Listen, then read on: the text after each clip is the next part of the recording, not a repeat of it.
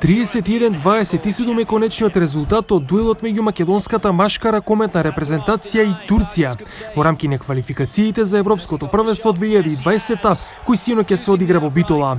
И покрај тоа што Македонија ја истакна својата доминација во дуелот, сепак разликите во играта и резултатот и не беа толку драматични колку што се очекуваа пред средбата. Критичен за играта на Македонија беше и капитенот Кирил Лазаров. Мислам дека ова е еден од нашите најслаби надпревари во последните 10 години. Ноншалантно игравме некоординирано. Нам ни останува многу да работиме, да ставиме прст на чело и да се замислиме. А освен играчки, Македонија покажа и организацијски пропусти.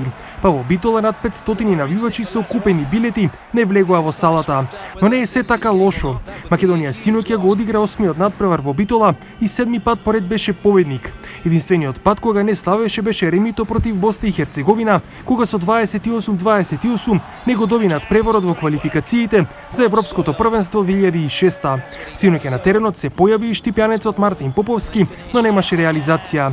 Најдобар стрелец со 8 погодоци беше капитенот Лазаров.